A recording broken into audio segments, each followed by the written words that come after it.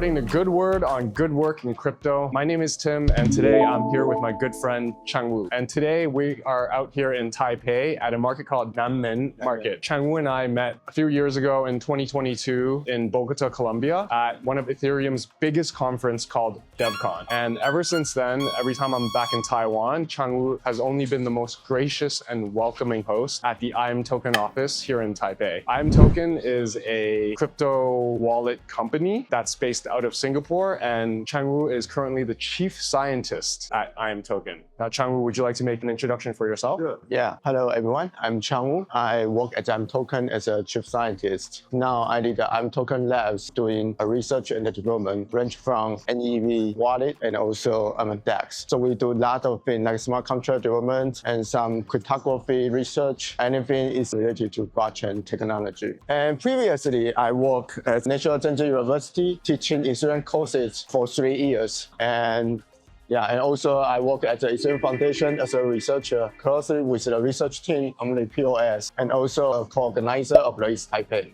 Running the weekly meetup and also the annually ETHTaipei conference. Cool. Thank you for the introduction. So I definitely know of Chang-Wu as the chief scientist at imToken, but I also know that there is the Chang-Wu that used to work at Ethereum Foundation as a researcher. And I find that fascinating because I'm pretty sure you were one of the first and most original researchers based out of Taiwan for Ethereum. So I just wanted to double click on that. Tell me, like, what was your contributions to Ethereum back in, I think, 2017, 2018, Yeah, right? 2017, yeah. I think I joined Ethereum Foundation in 2017. At that time, I worked with Vitalik on the POS research. And also, it's a small team, also work with Kyle, Vala, Xiaowei, and Nick, and some other people. And at that time, we are working on how to do staking, what is sharding, and something like that. So Ethereum staking specifically? Yeah, Gotcha. Yeah. And later in 2018, we met Barry. Barry, who is the roll-up solution inventor. It's really funny because at that time, he happened to in Taiwan. We met.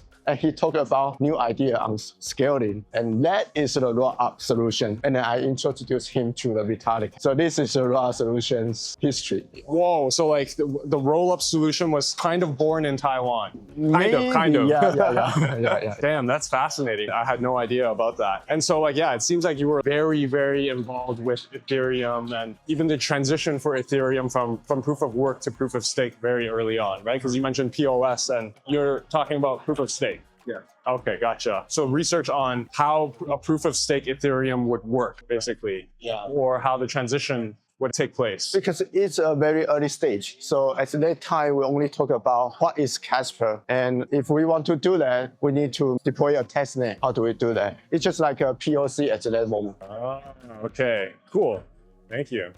So one of my absolute top tier favorite things about imToken, your company, is you guys have this motto and quote that you guys live by, which is equal access to the tokenized world. Now, as someone who constantly in my content harps on self-custody, censorship resistance, open and permissionless access to public networks like Ethereum, that quote is music to my ears. And it's just very aligned with my values and my principles and why I'm here in this space. So I just wanted to hear from your mouth what that quote means to you and to imToken. At imToken, our founder's vision is in the future is token-centric digital world. So that means that we want every people can have token, can access token, and even own a token. So that's why we want to make the wallet, which gives the ability to everyone that can transfer the token easily with no barrier. Nice. So self-custody for all. Did you want to try and answer that in Chinese? 我们知道现在其实钱包不是那么的容易被一般人所接受。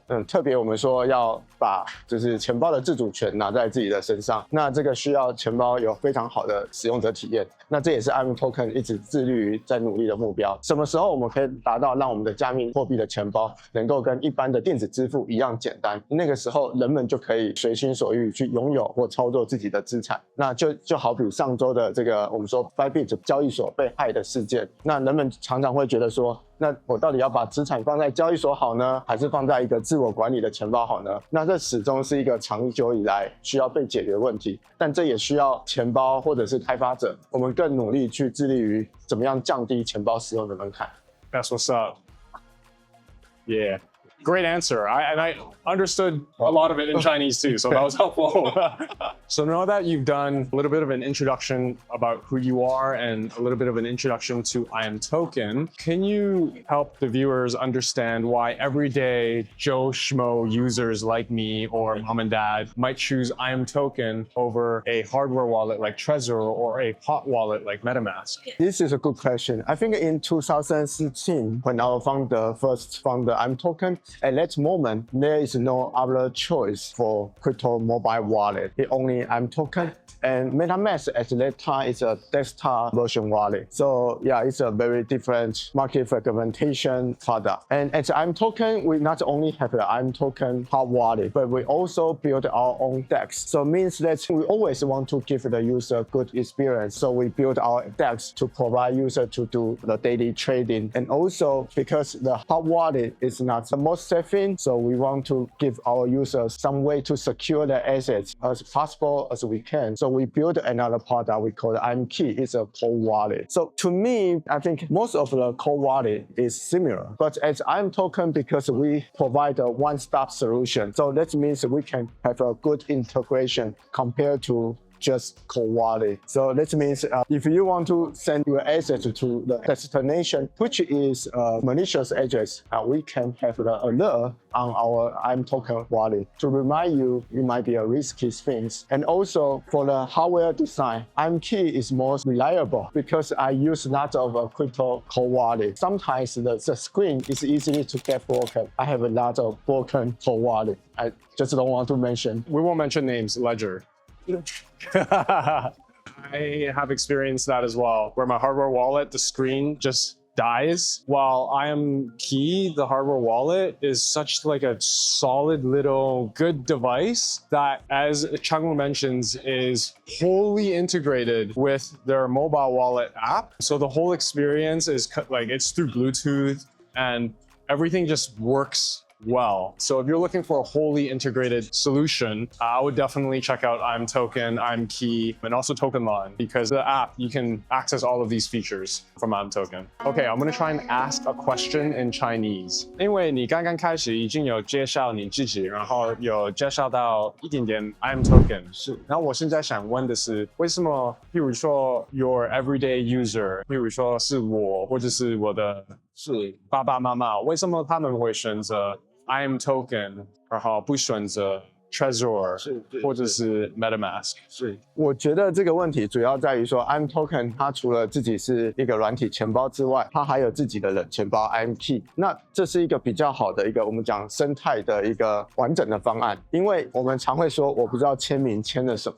可是你用一体钱包签名之后，你可以在 imToken 的钱包上看到你签了什么东西。那如果说这是一个恶意的地址，那我们可能还可以透过这样的方式来提醒你。但是当然你也可以使用其他的硬体钱包去用像 MetaMask 或其他的，可是资源度就不会像是一个完整的方案来的这么好。那第二个点，我认为是我对于我们自家的产品的装置的可靠度信任比较高。就好比我也用过其他的硬体钱包，但有些时候大概过了2到3年后，它的萤幕就开始损坏，或者它的装置就坏掉了。但是起码对对，这是我另外一个我觉得我们自家的产品相对于其他产品好的原因。了解。然后我知道我们有一点朋友都是用 imKey 的，然后因为这个信任，所以我会有用 imKey， 所以这是一个优点。Yeah.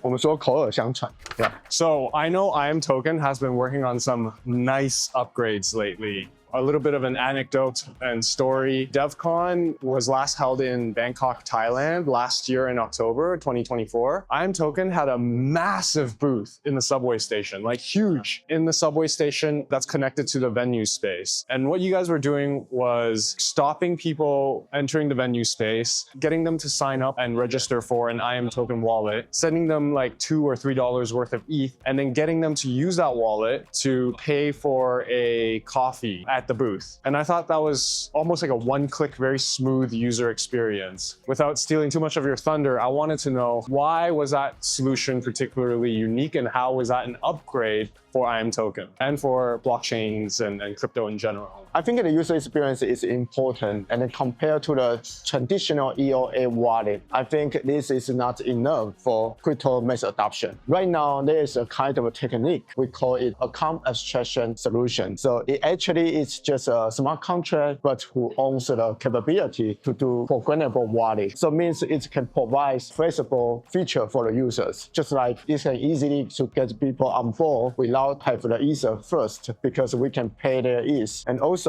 you can easily to use the passkey, which is on your device, to secure your private key. So that means you don't need to remember the Z phrase. And third is, you can do a lot of things, like you can set your whitelist to secure your assets, not going to the malicious address. Back to your question, why we bring it into the DevCon, because it's just a showcase. We want to prove that the next generation crypto wallet could be successful and it could be comes true into the real life, to show people how do you use the crypto wallet in the form of the payment. From what I remember, it was literally like a 5-second setup. I scanned some QR code and then registered for a wallet, and then it was really fast. It was very seamless. I was able to set up a wallet in no time. And I think one of the key things about account abstraction that a lot of people miss is that, like you said, managing a seed phrase is not necessarily great UX for regular human beings like my mom and my dad. And so account abstraction, this upgrade, actually unlocks the ability for users to be able to keep their private keys on their phones in the secure enclave and accessed by biometrics like your Face ID or your fingerprint. So that unlock is a crazy shift. I don't think people realize that. You were going to say? And one of the other advantage is it has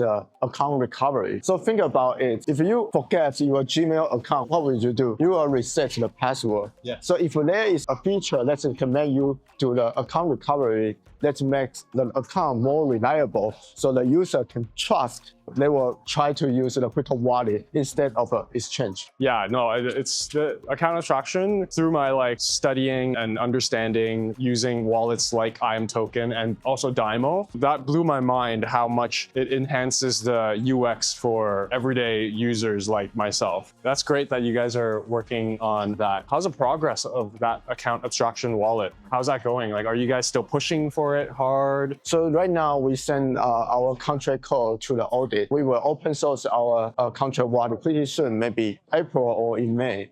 And also we will try to start to provide them some new features, so make user to feel like, oh, this is a new feature. This is a new way to transfer your token in an easy way. Just like you can create a link, then people can use the link to accept, to receive the token. But think about it. Usually when you want to send a token, you need to know the destination address of the receiver. But for now, if I send you a link, it's just like a redeem code. You can choose any kind of a wallet, which one you want to receive the token. So this is a very different way to receive a token. So there might be a lot of innovation there. 那你要不要介绍给我们中文的观众听一听，你们在 imToken 的 Account Abstraction Wallet 是什么跟怎么样？在 imToken 我们建立了我们自己的抽象账户钱包。那因为合约都是我们自己开发的，所以首先第一个是它遵循了一般的我们讲 ERC 的标准4337的标准。那另外的话，我们把很多的功能进行模组化，所以这样的好处就是说，我们可以为 user 在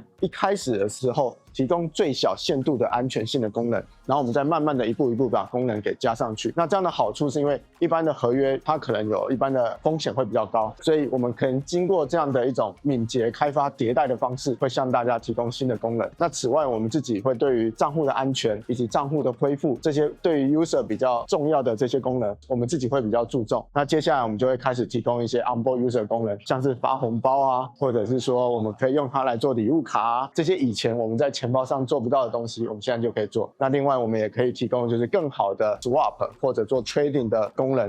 例如说你怎么样用一键，以前你可能在合约上你可能要做授权，现在你感受不到有这些动作的存在，那让这些的行为发生的更自然，让人们更容易去接受新的钱包。Thank you. So Ethereum is currently fragmented into hundreds of dozens of layer 2 networks and ostensibly layer 1 networks as well. And one of the benefits of that is it's actually brought down the cost of using blockchains by orders of magnitude. We're talking about less than pennies in order to access and use dApps. But at the same time, consequently, as I understand it, apps, if they want to deploy on some of these networks, they also have to deploy separate instances of their app on all of the different networks. So this kind of breaks apart the money, and rather than drawing from one unified pool of money, it's just scattered amongst all of the different networks. So what's imToken doing to help address this problem of fragmentation, not only between layer 2s, but also between layer 1s? So first, I think fragmentation is a big issue right now in Ethereum, and it brings very terrible user experience for the users. For example, over the past 2 or 3 years, I think this is a really hard time for the new user to come in,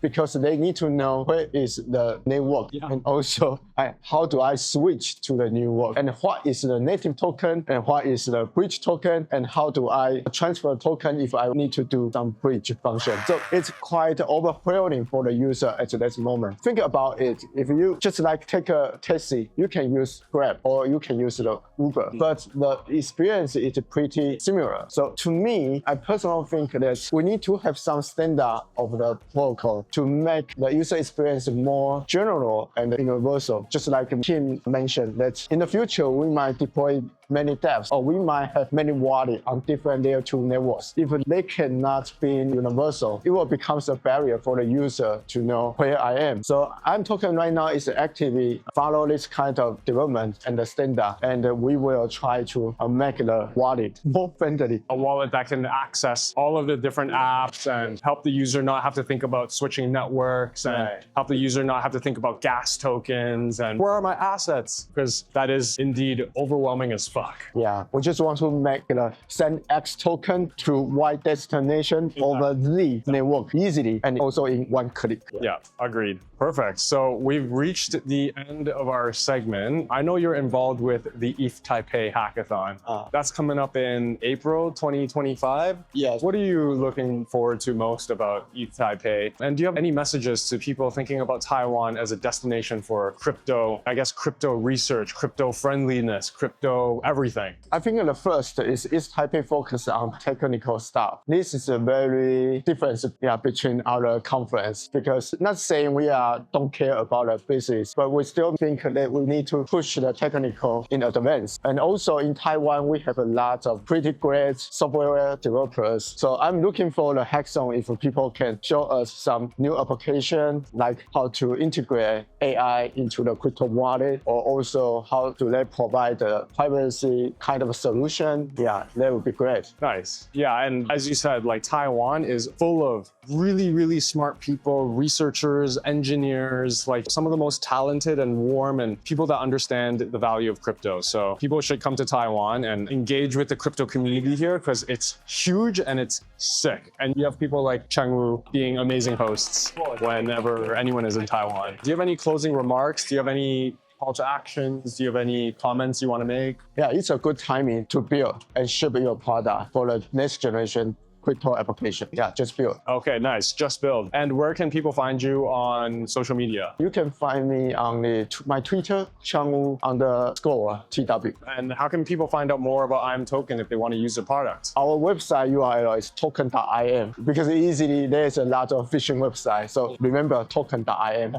Don't do token.in or token.lm. Be careful. Great. All right. Thank you, Chang-Wu. And that was a great chat. Spreading the good word and good work in crypto. My name is Tim, signing out from the Nanmen Market in Taipei. You can see some of the shit that's going on here. All right. Peace.